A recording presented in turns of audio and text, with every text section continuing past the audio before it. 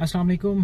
Ayatollah Khamenei साहब जो हैं वो इस दुनिया से चले गए हैं और पहली दफ़ा ऐसा हुआ है कि उनकी जो डेथ है उसको पूरी दुनिया में एक सैडनेस के तौर पे देखा गया है। मतलब आउट ऑफ द सेक्टेरियनिज़्म हर बंदे के अंदर जो है वो इस चीज़ को फील किया गया है कि ये सही नहीं हुआ।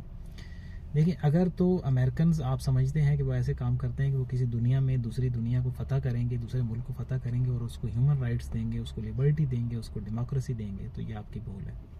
क्योंकि वर्ल्ड वार टू के बाद इन सारी चीज़ों का जो एज था वो ख़त्म कर दिया गया था कि आप ना ही कोई ह्यूमन राइट्स होंगे, ना ही कोई फ्रीडम होगी और ना ही कोई डेमोक्रेसी होगी।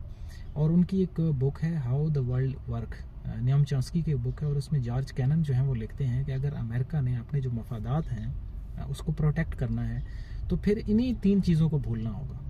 डेमोक्रेसी को भूलना होगा, ह्यूमन राइट्स को भूलना होगा और इस फ्रीडम को जो है वो भूलना होगा। और अगर आप इसे ये जो कोल्ड वार का एरा है इस सारे को अगर आप देखेंगे तो इस सारे कोल्ड वार के एरा के अंदर आपको यही सारी चीज़ें जो हैं वो हर मुल्क में मिसिंग नज़र आएंगी। वो भले ही अफ़गानिस्तान की वार हो, भले ही इराक की वार हो, भले ही रशिया के साथ कोल्ड वार हो, या कोई भी किसी भी दूसरे मुल्क पे अटैक हो, आपको ये सारी चीज़ें नहीं मिलेंगी। तो ये जो ऐलानात की हद तक तो बहुत अच्छी बातें हैं कि हम वहाँ पे जो है वो ऑटोक्रेसी जो है वो उससे लोगों को आज़ाद करेंगे और उनको ह्यूमन राइट्स देंगे और उनको डेमोक्रेसी देंगे, बट जेन्युइनली ऐसा नहीं होता। जो बड़ी पावरें होती हैं वो ऐसे वर्क नहीं करती। Anyway, heads off to the Iranian कि उन्होंने जो रेजिलियंस शो की है और स्पेशली जो उनके रहबर आला हैं, क्या बात है उनकी। और अल्लाह ताला करम करें कि ईरान की खैर हो, क्योंकि ईरान की प्रोटेक्शन होगी तो फिर हमारा जो मुल्क है वो भी सेफ़ रहेगा।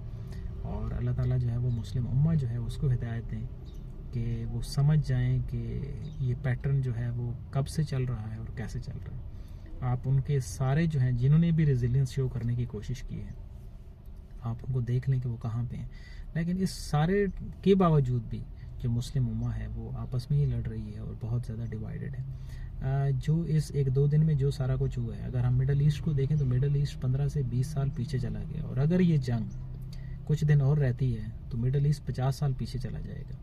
लेकिन इन सारों के जो हुक्मरान हैं वो फिर भी ये बात नहीं समझेंगे और जूं के तूं ही रहेंगे और अपनी बारी का इंतज़ार करेंगे।